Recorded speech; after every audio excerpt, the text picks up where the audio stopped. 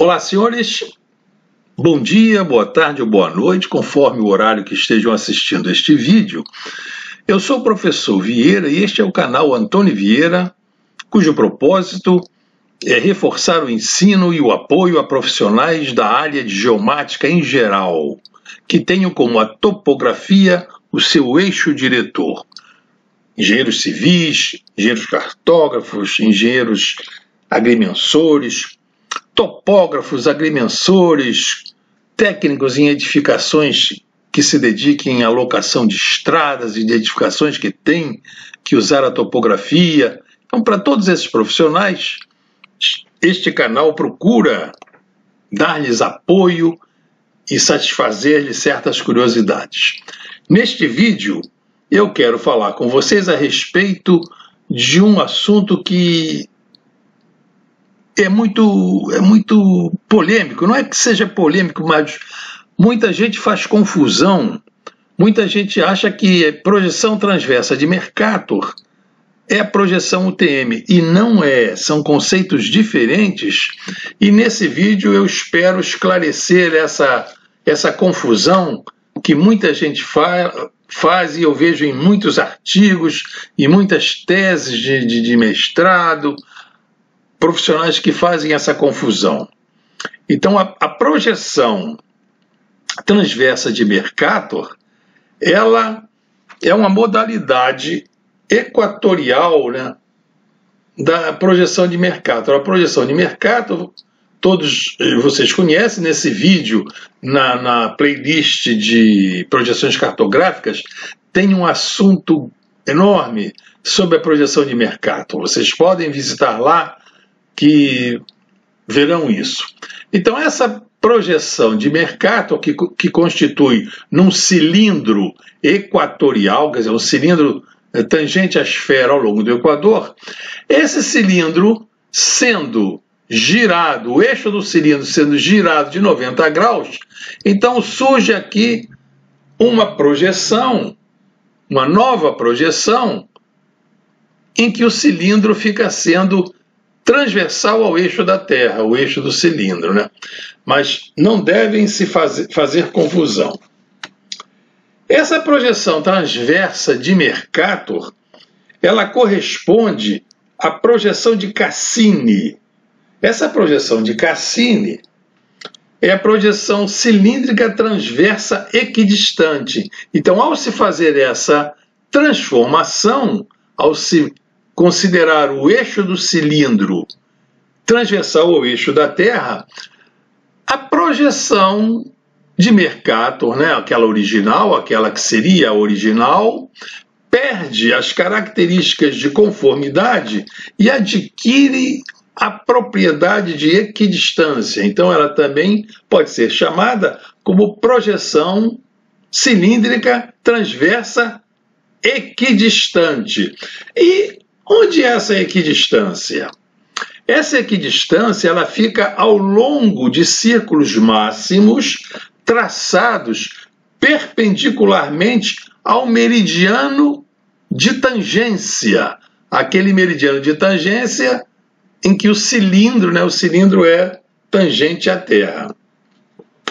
Ela foi usada, né, por Cassini III no século XVIII para construir aquele arcabouço geodésico fundamental, chamado a Carta Geométrica da França. E esse arcabouço geodésico fundamental, ele era desenvolvido por redes de triangulação. Essas redes de triângulos desenvolviam-se ao longo desses círculos máximos perpendiculares a esse meridiano de tangência. Esse meridiano de tangência era a origem desse sistema de coordenadas que se estava implantando. O meridiano de origem passava pelo Observatório de Paris. E esse arcabouço fundamental, ele então iria e deu, ainda no tempo de Cassini III, a base para se fazer um mapeamento da França em escalas 1 para 86.400. Gerou-se 182 folhas de carta. Essa família Cassini tem uma história ligada a engenharia cartográfica ali na Europa, ali na França, né? Começa com esse avô de Cassini III. Esse Cassini III, seu nome era Jacques Dominique Cassini. E seu avô, o Cassini I, era o Giovanni Domenico Cassini. Ele nasceu numa cidade ao norte da Itália, e essa cidade, naquelas guerras e acordos entre Itália e França, ora essa cidade pertencia à França, ora pertencia à Itália. Então, quando ela passou a pertencer à Itália, Cassini ficou famoso, e os franceses, então, deram a ele o nome de Jean Dominique Cassini. Do italiano Giovanni Domenico Cassini, ficou sendo o francês Jean Dominique Cassini. Ele foi o Cassini I. Vocês vão escutar falar nele, alguns já devem ter escutado, e eu vou falar aqui neste canal. Esse Cassini I, ele foi no século XVII, contemporâneo de Newton, e ele foi quem determinou a forma e o tamanho da Terra ali na França. Ele mediu um arco de meridiano de 1 grau ao norte de Paris e outro grau de meridiano para o sul de Paris. E com esses dois arcos de meridiano, praticamente fazendo o mesmo processo, a mesma metodologia usada por Eratóstenes, lá no século quase 3 a.C., o Eratóstenes determinou o tamanho, a forma da Terra, usando um arco de círculo, mas o Cassini, o Domênico, para determinar a forma da Terra já era então defendida como sendo um elipsoide, e para ser um elipsoide, ele precisava de 2 parâmetros para ser definido. Esses 2 parâmetros poderiam ser o semi-eixo maior e o semi-eixo menor da elipse meridiana, ou então o semi-eixo maior e o achatamento, ou então 2 arcos de meridiano. Ele partiu então para a medição de 2 arcos de meridiano. Isso é uma história muito interessante, eu vou rapidamente falar, e quando eu entrar na história da geodésia, falando de geodésia, eu vou dar mais detalhes. Mas em suma, né, o Jean Dominique determinou o tamanho e a forma da Terra, mas o elipsoide que ele determinou, depois eu conto a razão, o elipsoide ficou com o eixo polar maior do que o eixo equatorial. Ficou como se fosse assim um ovo em pé. Isso gerou uma grande confusão, porque o Newton discordou dessa forma da Terra determinada pelo agora francês Jean-Dominique Cassini, o Cassini I, porque Newton, pela lei de gravitação universal, vendo que a variação da gravidade variava do Equador para os polos crescendo, a aceleração da gravidade era maior nas altas latitudes do que no Equador, e pela lei de gravitação universal, né? A matéria atrai a matéria na razão direta da massa, inversa no quadrado da distância. Essa distância do gravímetro que Newton usava, que ele usou o processo gravimétrico, a distância entre o gravímetro e o centro da Terra diminuía à medida que a latitude aumentava em direção aos polos. Então, o eixo polar tinha que ser menor do que o eixo do Equador. Mas isso é uma história muito bonita, eu vou contar para vocês. Mas só para resumir, a teoria do Newton venceu. O elipsoide de revolução tem um eixo maior do que o eixo da Terra. E a seguir a Dominique, a França, né, na engenharia cartográfica, continuou o seu trabalho de mapeamento. E o filho do Jean Dominique, que foi o César François Dominique, continuou o trabalho do pai, e o neto de Cassini I, que é o Cassini III, então, foi esse que fez esse arcabouço, essa carta geométrica da França. A França ficou usando essa carta de Cassini, essa projeção de Cassini, por muitos anos, e muitos países passaram a usá-la como cartas militares e como cartas náuticas para grandes escalas. O Brasil, no caso a Diretoria de Hidrografia e Navegação, também usou essa projeção de Cassini para fazer suas folhas de bordo, que são folhas em escalas assim, na ordem de 1 para 10 mil e maiores, para determinar então os perigos à navegação que se apresentam e devem ser representados na Carta Náutica. Essa projeção de Cassini, ela ficou sendo usada até que foi substituída por todos esses países, inclusive o Brasil, pela projeção conforme de Gauss. Então hoje usa-se a projeção conforme de Gauss, e essa projeção conforme de Gauss, eu vou comentar neste vídeo de hoje, que é a base, que é a projeção usada no sistema UTM. Então a projeção transversa de Mercator, ela é a projeção de Cassini, e a projeção UTM é feita com base na projeção conforme de Gauss. Então isso já é a principal característica. Então, senhores, vamos ao vídeo e de agora em diante vocês não podem mais comprar gato por lebre. A projeção transversa de Mercator não é a projeção UTM. Então vamos a ela. Bom, então a projeção de Mercator, como nós estamos vendo aqui, é aquele cilindro envolvendo a Terra ao longo do Equador, e os paralelos e meridianos são representados como linhas retas e perpendiculares entre si, e o espaçamento dos paralelos vão crescendo em direção aos polos. E nessa projeção transversa de Mercator, então aqui o cilindro, né, sofrendo essa rotação de 90 graus, eu quero agora ressaltar, aproveitando a oportunidade, que essa projeção não é geométrica, são projeções analíticas. Essa projeção de Mercator, ela pode aproximadamente ser construída com régua e compasso, usando assim um pouco de trigonometria, como vocês podem ver lá na playlist de projeções cartográficas, mas essa projeção transversa de Mercator já fica então muito mais difícil de fazer o seu traçado com régua e compasso, né?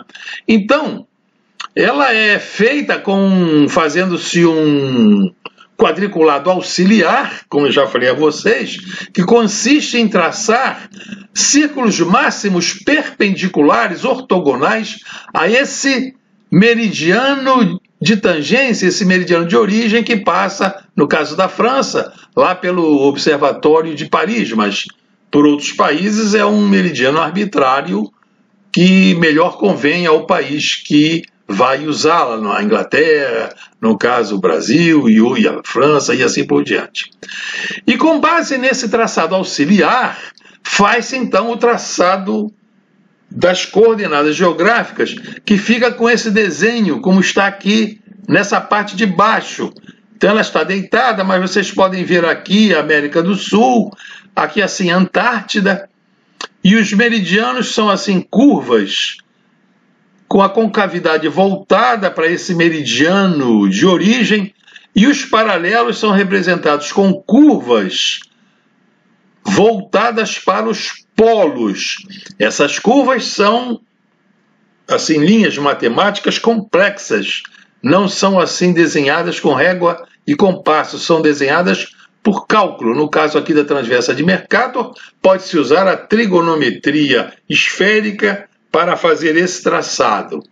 Depois ele é representado aqui. Agora eu vou levantar aqui uma questão para vocês interessante. Repare o seguinte, vocês estão vendo aqui o cilindro tangente à Terra no polo, mas eu afirmo a vocês que esse polo não é um ponto singular, ele não tem imagem aqui na projeção, é chamado um ponto singular.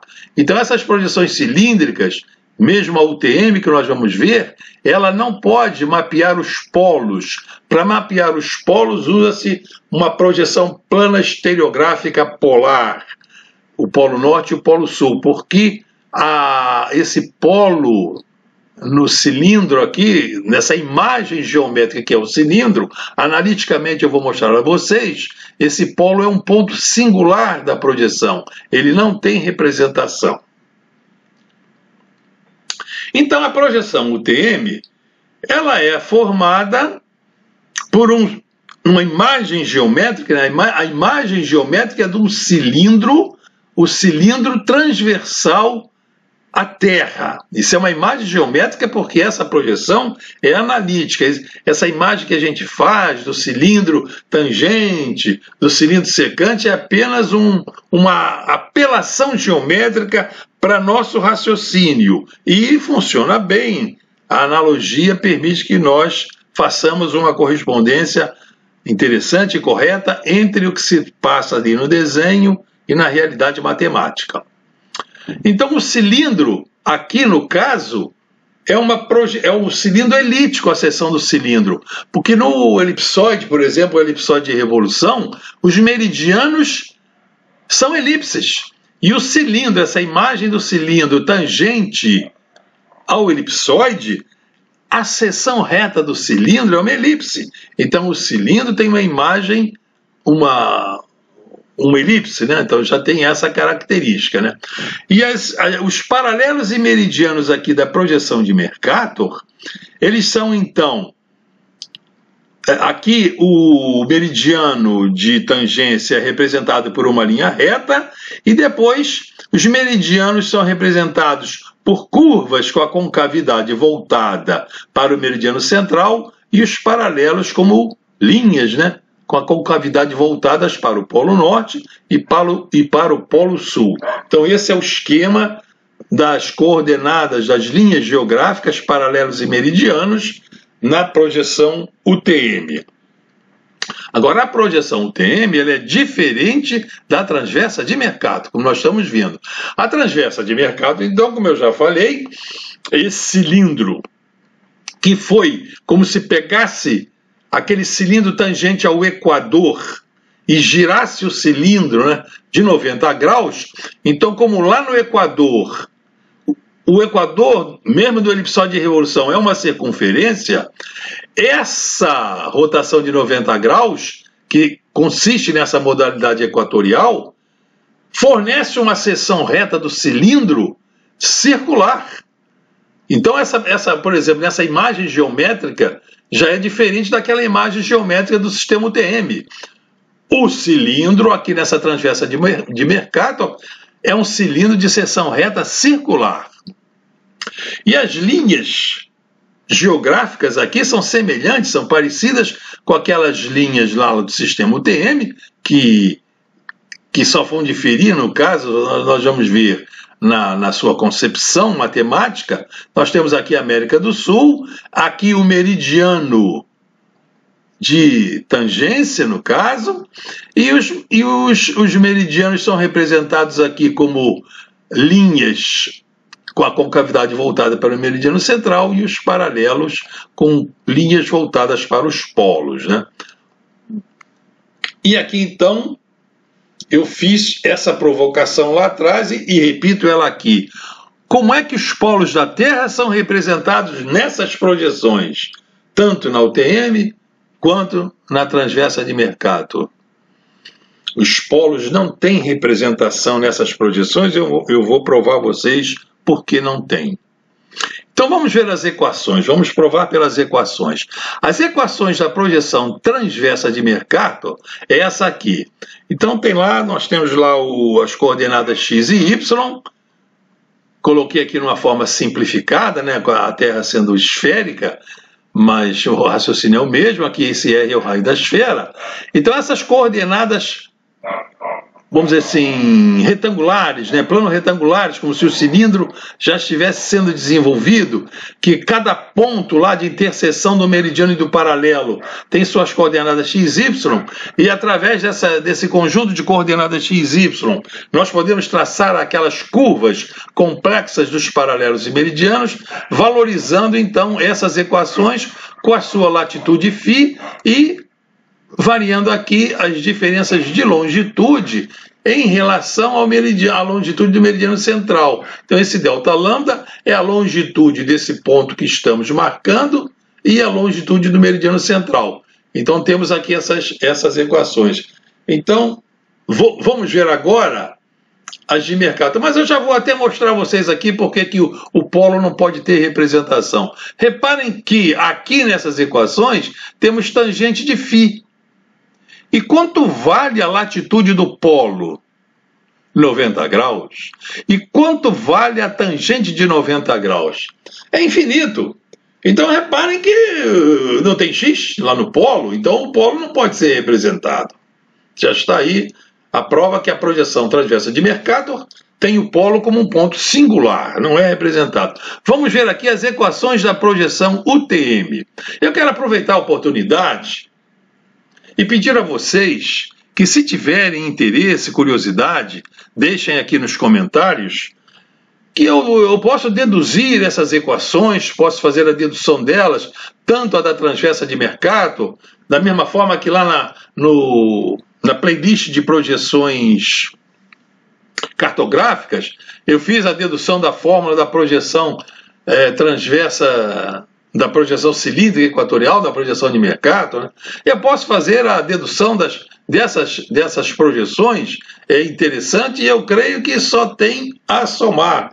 Mas seria interessante se houvesse interesse, né, para premiar aqui o meu esforço. Então deixem nos comentários se há interesse que eu deduza essas fórmulas.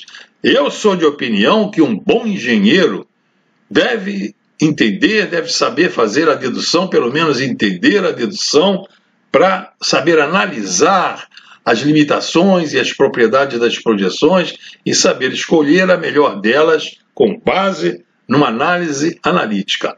Então, as equações da projeção da UTM, que é a projeção conforme de Gauss, essa aqui, o x tem esse m, delta lambda o delta lambda é a diferença de longitude em relação ao meridiano central, n é o seção normal, é o raio de curvatura do primeiro vertical, né, da seção normal principal, φ é a latitude do ponto, né, que está o delta lambda da quarta, e assim por diante, e vai indo assim. Esse eta aqui é o cosseno de φ, né, está aqui representado, mas se quiserem a dedução, fica interessante.